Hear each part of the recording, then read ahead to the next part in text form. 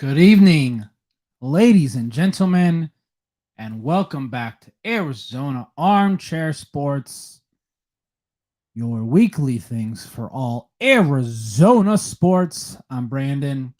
As we can see from the title of this video, we are discussing the Phoenix Suns and their new head coach, Frank Vogel. Yeah, that's exactly kind of how I feel about it.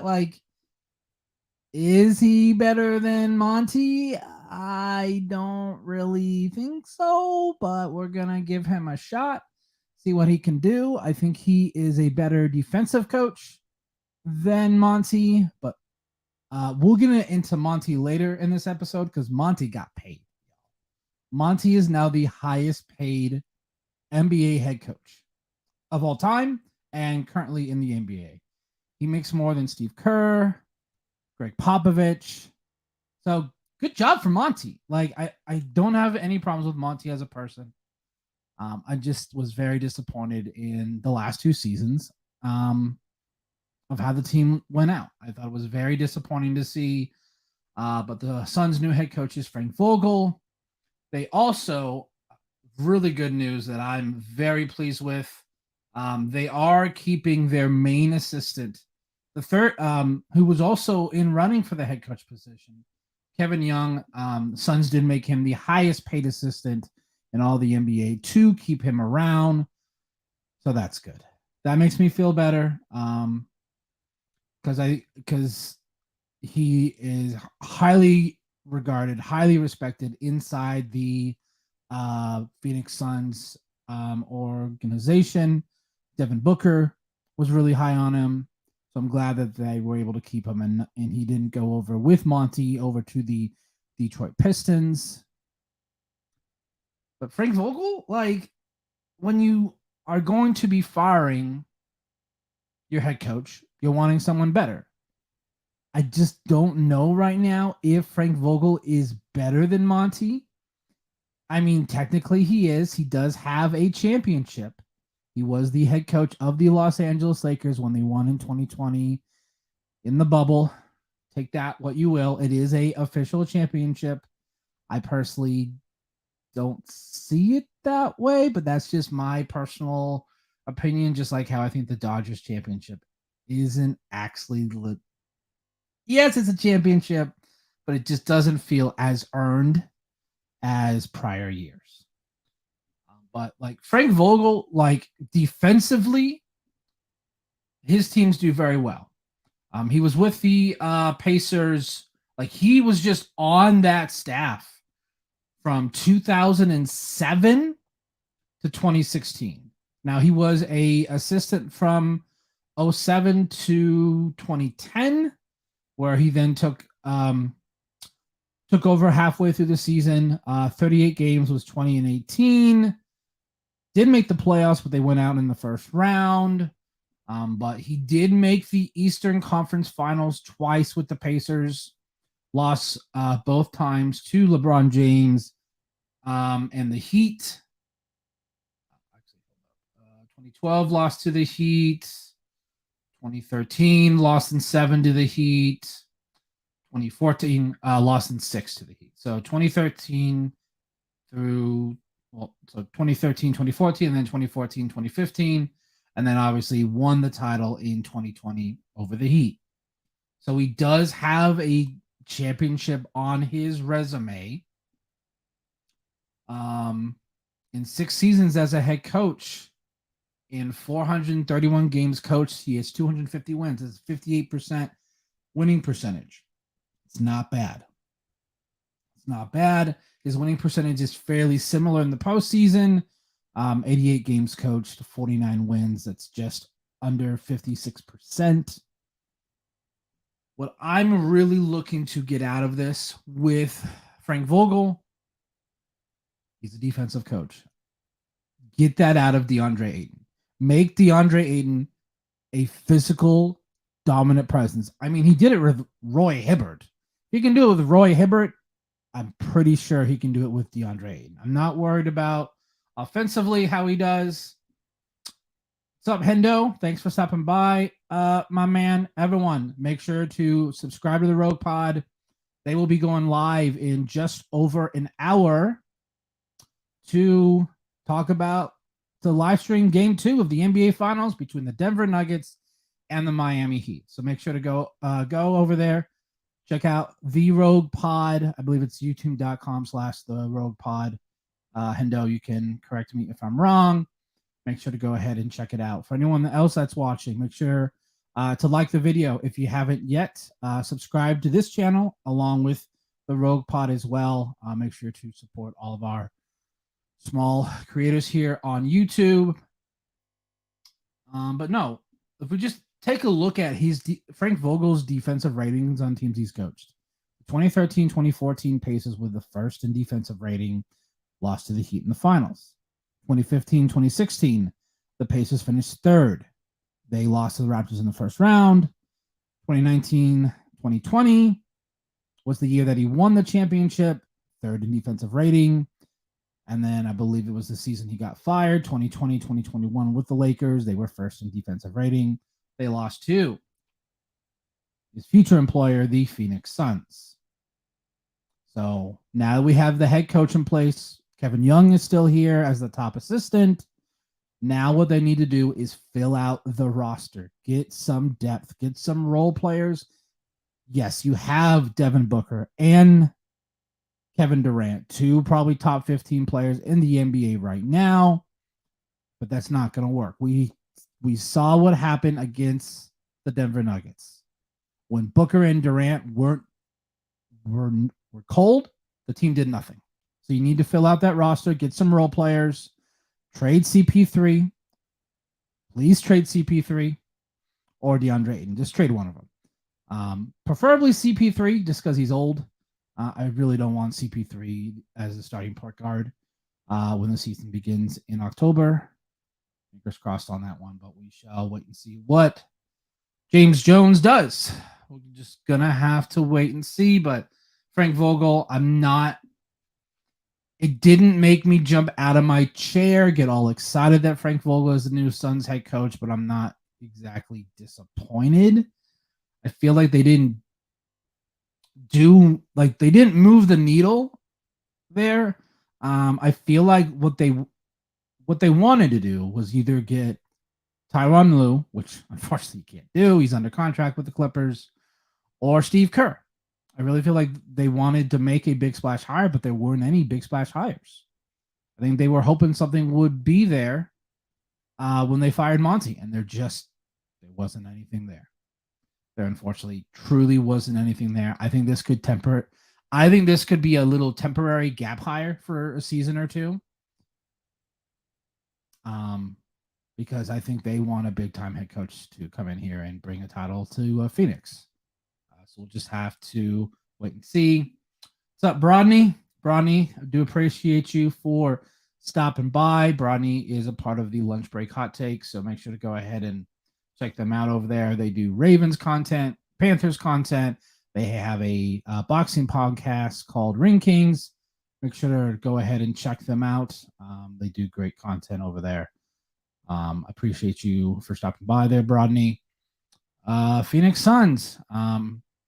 Next step, really, just you gotta fill out that roster. You need some role players. So I'm hoping that they do end up figuring it out. So that's it for Phoenix Suns talk today. Moving on, we will be discussing some recent news with the Arizona Cardinals. Mike Florio, what is your deal? What is your obsession with the Arizona Cardinals? Anything that you can try to drag them on, troll them on, you definitely find it. For those of you who don't know, Mike Florio is the guy that runs Pro Football Talk. He dropped an article on that would have been Tuesday on what if Caleb Williams refuses to play for the Arizona Cardinals, because Caleb Williams will most likely be the QB number 1 in the 2024 draft. And based on the Cardinals roster, it's most likely looking like they're going to have either the first or second overall pick, unless they somehow win games, which will be great because I will always root for my team to win games. But I just think roster wise, this roster is not it. This roster has so many holes now that they cut DeAndre Hopkins. Kyler's out for probably at least Halloween, November 1st. And at that point, do you really want to bring him back to play if you're 1-9, 2-8 at that point? I don't really think so. So just they're tanking, but I don't think they're going to try to tank. I just think the roster is just that bad that they will not be competitive in those games. But no, Mike Florio thinks I just don't understand why he would think. Why would a player going number 1 or number 2 overall not want to play for that team?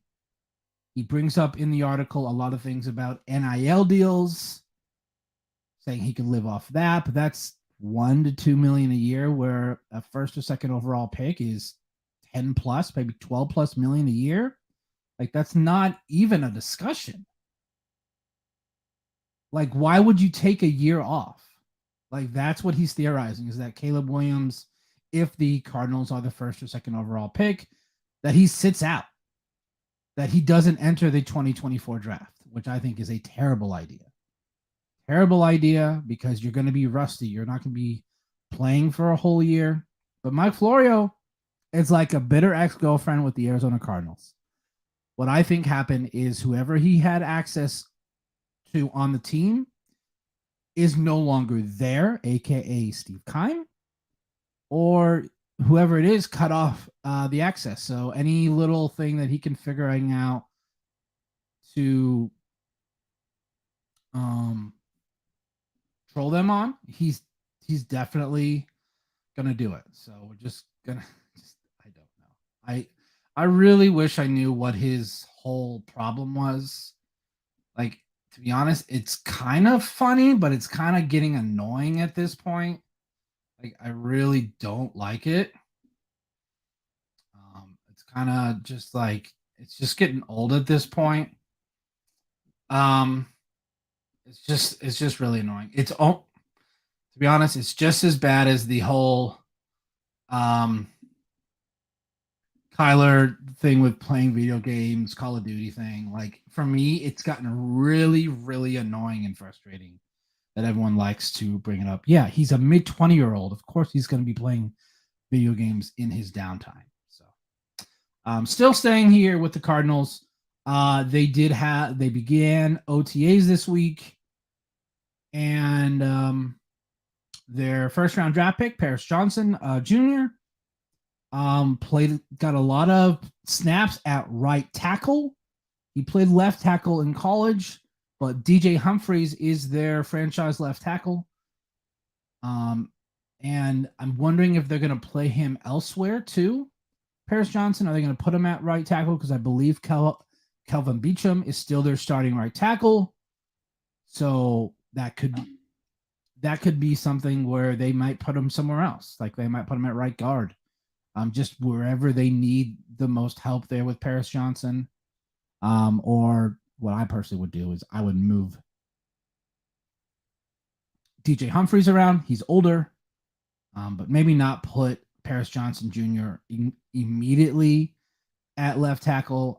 Colt McCoy will most likely start the season as the starting QB, and it's going to be ugly, y'all. Cardinals fans last season wanted Colt McCoy to start in place of Kyler Murray because when he was winning games, Kyler gets hurt and Colt McCoy looks awful. Just go back to Monday Night Football, Mexico City against the 49ers. He looked atrocious. He looked like garbage.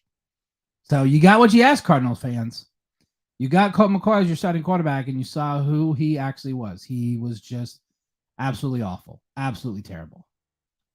But some other news that came out this week, Kyle Odegaard, who used to be on the Cardinals PR staff, now works for a betting website, was on the PHNX Cardinals podcast this week.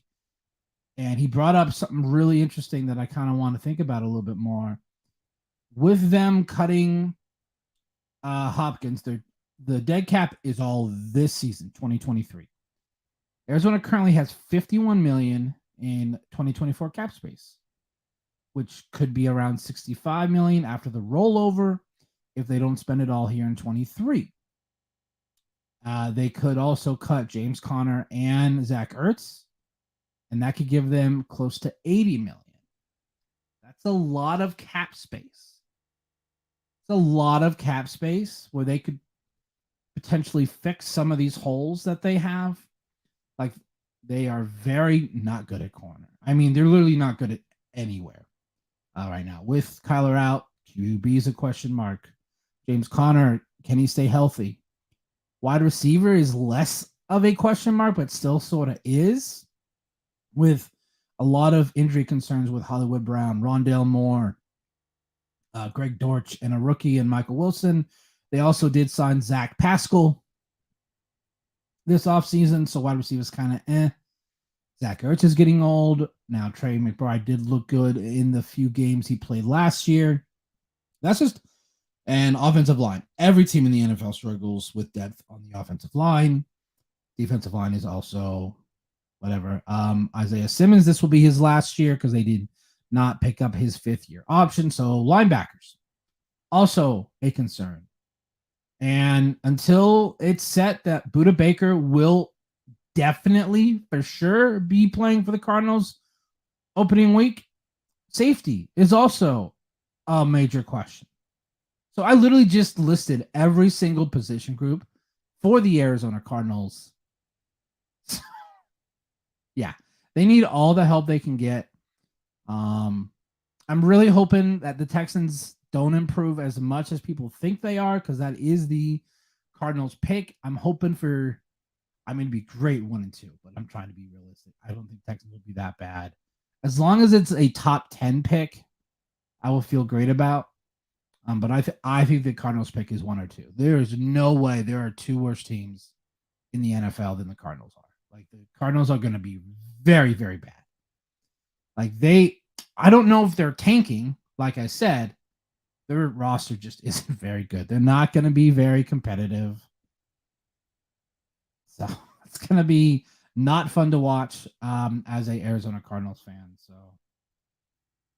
we'll just have to wait and see. I really do hope that they figure this thing out with Budda Baker, because he currently is literally the only reason to watch the Arizona Cardinals for me personally. So done with Cardinals talk there. Going to move on to the only team that's currently playing games right now, the Arizona Diamondbacks. They had a 6-game win streak.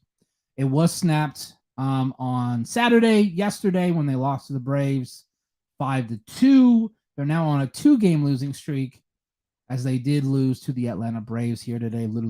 Game literally finished like 3 minutes before I was going to go live. I was really hoping that I'd be able to watch the end of the game.